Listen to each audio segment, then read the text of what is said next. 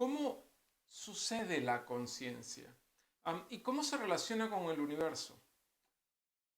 ¿Por qué los procesos bioquímicos dentro de nuestro cerebro producen un mundo interior tan rico? La verdad es que suena totalmente surrealista, pero lo experimentamos todos los días. ¿Qué tiene que decir la ciencia al respecto? Hola, soy Miguel.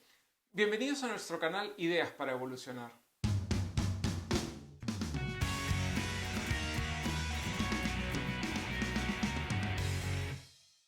En su libro Being You o Ser tú mismo, Anil Seth, científico y profesor de la Universidad de Sussex en Inglaterra, nos presenta las ideas más recientes acerca de la conciencia, reconociendo que aún nos falta mucho por entender. Empecemos entonces definiendo qué cosa es la conciencia. El autor considera que hay conciencia siempre y cuando el organismo que la experimenta puede sentir lo que significa ser él mismo. Es decir, si un murciélago siente lo que es ser un murciélago, eso quiere decir que tiene conciencia. Cualquier tipo de experiencia, aunque solo sea experimentar dolor y placer, es lo que define si hay o no conciencia. Entonces, podemos definir que la conciencia es la experiencia subjetiva del organismo.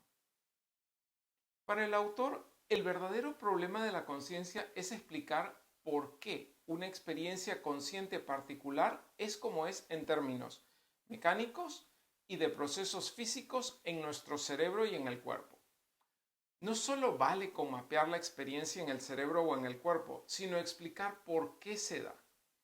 Su idea es que de la misma manera en la cual los físicos han logrado comprender, controlar y dirigir el mundo físico sin entender realmente de qué está hecho el universo y por qué está aquí, la ciencia de la conciencia puede avanzar significativamente sin necesidad de comprender la razón última de su existencia o de qué está compuesta.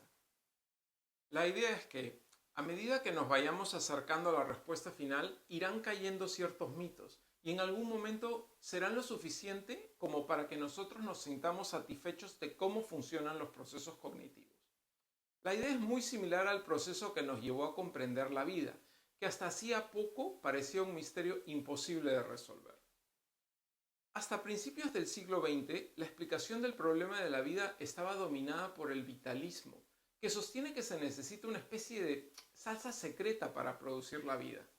A día de hoy hemos podido explicar, predecir y controlar la vida en términos de propiedades, mecanismos físicos y químicos como la reproducción, el metabolismo, el crecimiento, la autorreparación, el desarrollo, en fin. Todos estos procesos se convirtieron individual y colectivamente capaces de darnos una explicación satisfactoria acerca de la vida.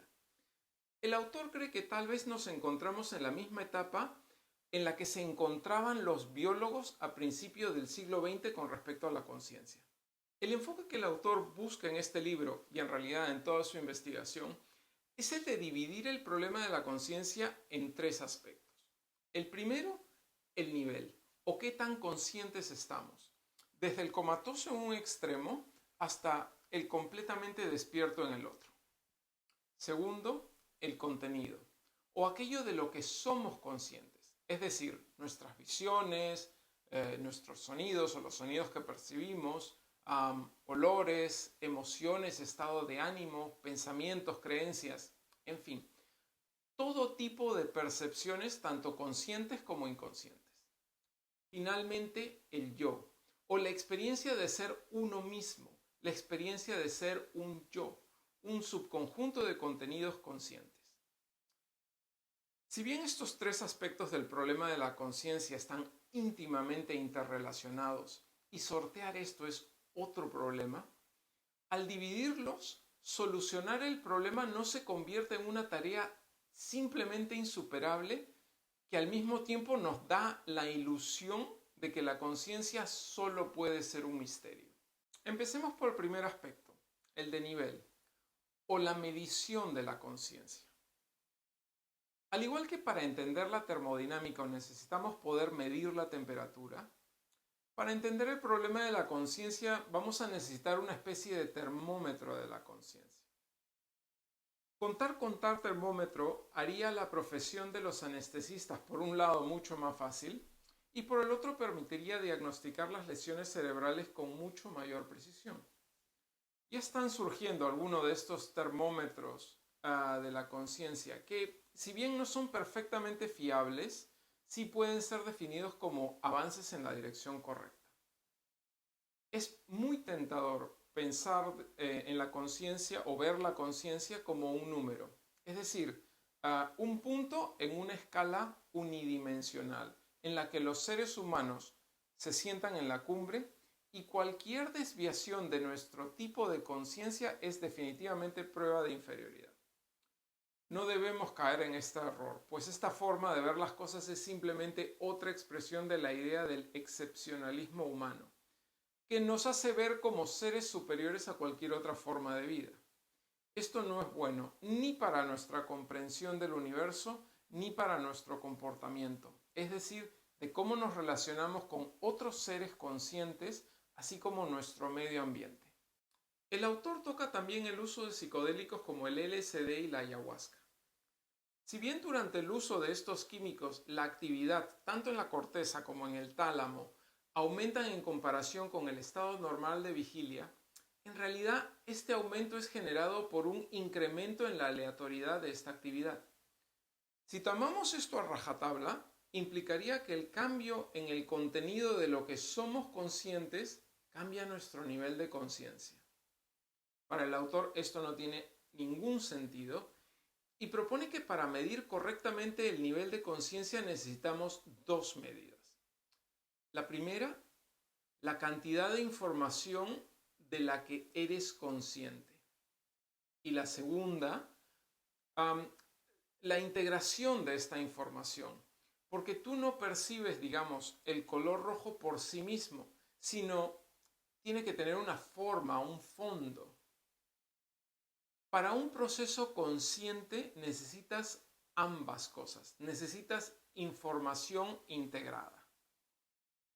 Aquí entonces la pregunta. ¿Es la conciencia como la temperatura, es decir, unidimensional y precisa?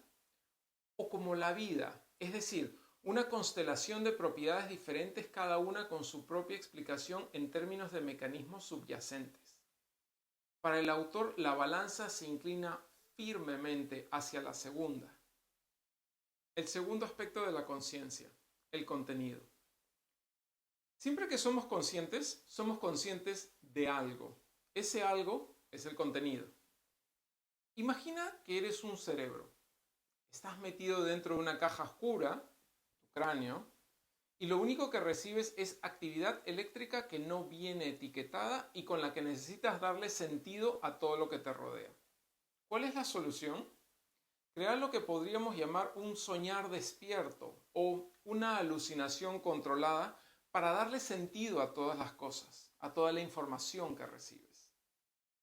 Lo que el autor propone aquí no es nuevo para nosotros.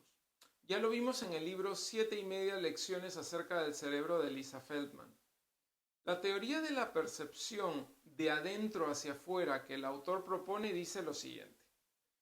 El cerebro está constantemente haciendo predicciones. Digamos, por ejemplo, que quiere un café. Entonces el cerebro está constantemente buscando esa taza de café o aquello que le ayudará a obtenerla.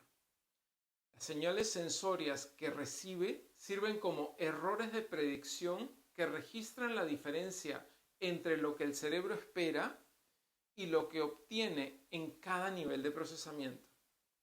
En el caso de buscar café, una taza con un líquido caliente incrementará la probabilidad de obtener café. Entonces el cerebro sabe que va en la dirección correcta. Y ver por otro lado una copa de vino reducirá la probabilidad de obtener un café. Entonces irá a buscarlo en otro lugar. La percepción ocurre a veces a través de un proceso continuo de minimización de errores de predicción. Lo importante aquí es entender que lo que el autor propone implica que la percepción está determinada por el contenido de la predicción, de adentro hacia afuera. y no por la señal de afuera hacia adentro. Entonces, podríamos decir que nosotros no experimentamos la señal que viene de nuestros sentidos, sino la interpretación que nuestro cerebro hace de esta señal. Esto pone nuestro entendimiento acerca de la actividad cognitiva patas arriba. Ahora, este vivir en nuestro mundo interior es alucinar, pero ¿por qué el autor dice alucinación controlada? Lo dice porque hay un proceso de retroalimentación usando las señales que obtenemos de nuestros sentidos y esto ancla nuestra alucinación. Ojo, ponga atención a esto antes de que te lances a las vías del tren pensando que no te va a pasar nada porque al final del día solo estamos alucinando. Que el autor proponga que todos estamos alucinando no quiere decir que niegue las cualidades primarias de los objetos, como por ejemplo su velocidad, su masa o el espacio que ocupan.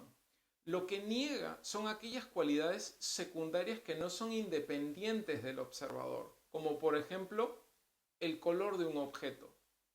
Después de todo, una iluminación diferente puede cambiar tu percepción del color del objeto.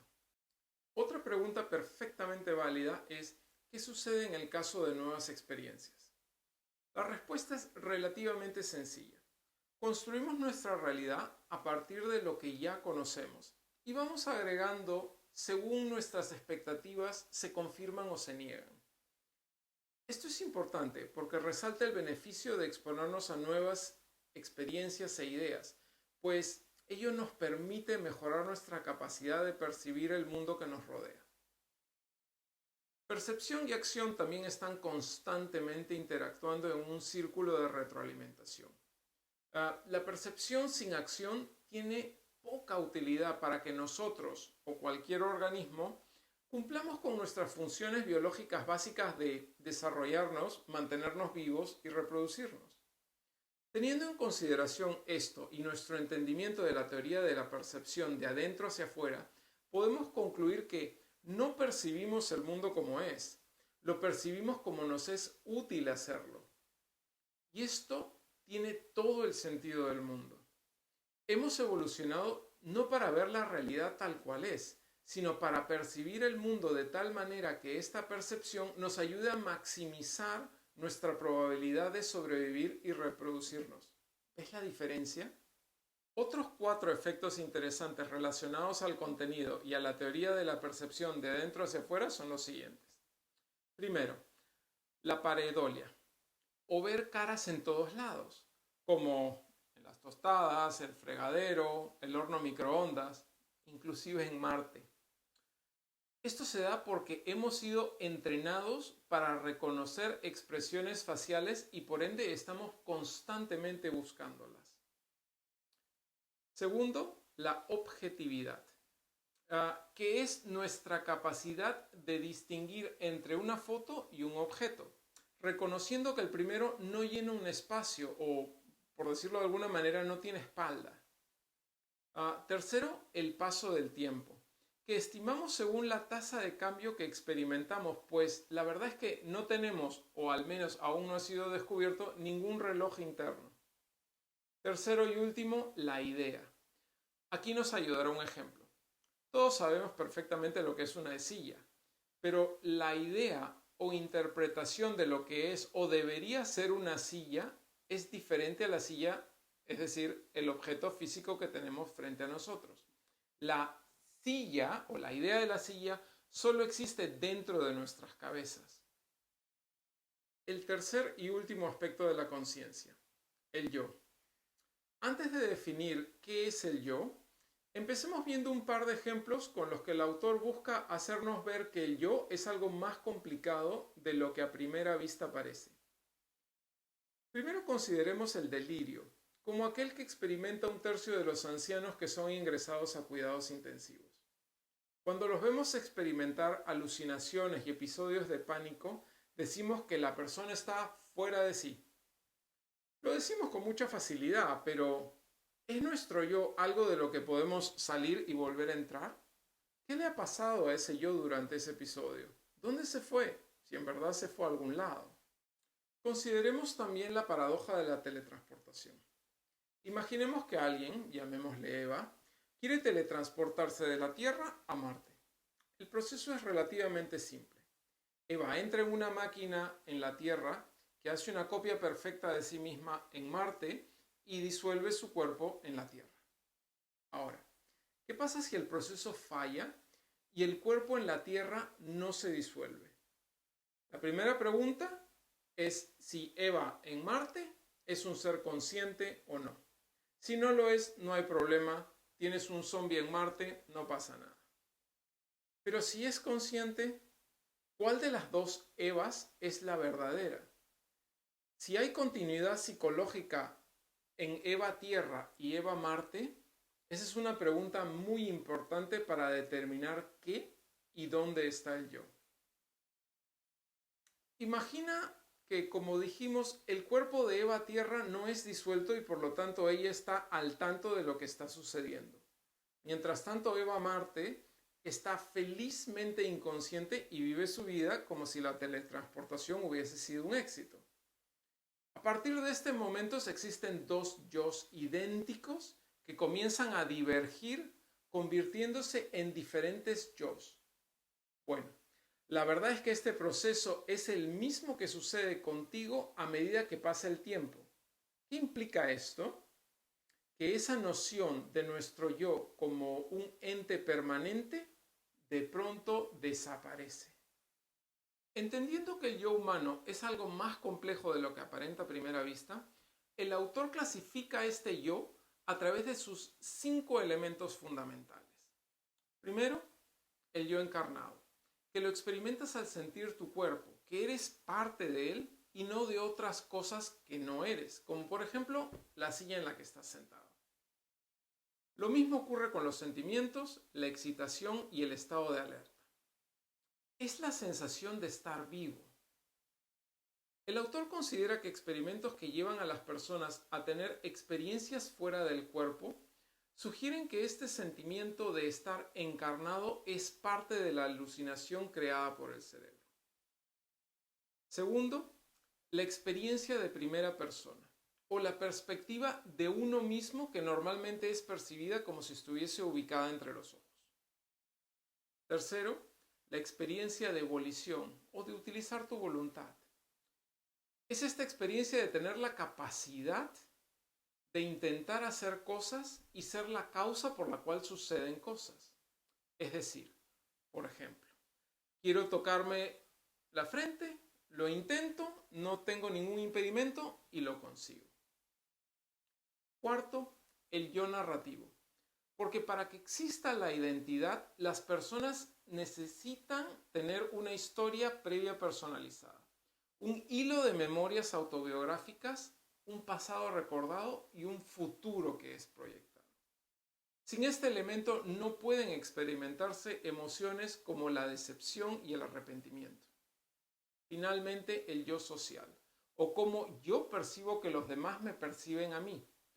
Con este elemento pueden aparecer emociones como la culpa y la vergüenza por el lado negativo y el orgullo y el amor por el lado positivo. Desde pequeños aprendemos a que, por ejemplo, cuando nos acercan una copa o un plato, lo servimos, a sonreír e influir en el estado de ánimo de aquellos que nos rodean y a conversar para transmitir nuestras ideas y sembrarlas en los demás. Todo ello lo aprendemos para minimizar nuestros errores sociales de predicción. Es importante resaltar que para hacer esto correctamente, necesito la capacidad de poder modelar en mi mente cómo reaccionará tu mente, lo que implica que es un proceso altamente complejo. Notarás que los elementos 4 y 5, es decir, el yo narrativo y el yo social, no son observables en bebés, pues estos están en formación, y que los adultos pueden perderlos como resultado de trauma o enfermedades, como por ejemplo la demencia. Asimismo, se han dado casos en los que terribles aflicciones han hecho desaparecer alguno de estos elementos sin necesariamente detrimento de los demás. Una vez definidos los elementos del yo humano, el autor nos dice que él considera que el yo humano no es una entidad permanente que mira a través de los ojos y controla el cuerpo como un piloto controla un avión, sino que la experiencia de ser uno mismo es una percepción en sí misma, o mejor dicho, un grupo de percepciones íntimamente relacionadas entre sí con el propósito de mantener nuestro cuerpo vivo. Y, a su parecer, esto es todo lo que necesitamos para ser quienes somos. Personalmente debo reconocer que esto es uno de los conceptos más difíciles de digerir. ¿Este yo humano es el mismo a través del tiempo? Creo que la mayoría acertaría diciendo que no.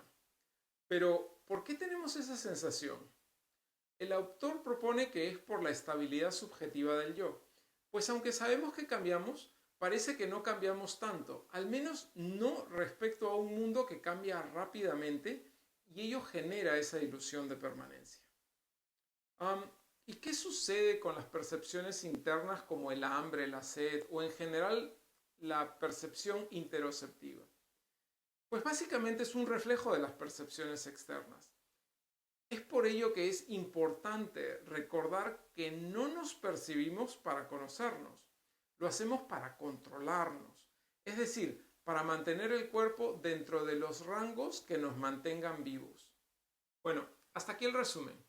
Si bien el tema es bastante denso y la investigación aún se encuentra en su infancia, creo que el autor presenta ideas súper interesantes como la naturaleza multidimensional de la conciencia, la idea que hemos evolucionado para maximizar nuestra probabilidad de supervivencia y no para ver la realidad tal cual es.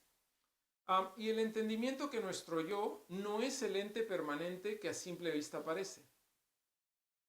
Otra consecuencia de las investigaciones del autor es el hecho que exponernos a nuevas experiencias e ideas es beneficioso porque mejora nuestra capacidad de percibir el mundo que nos rodea.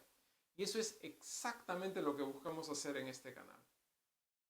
Como siempre, si te ha gustado el resumen, te agradeceré enormemente que le des un me gusta.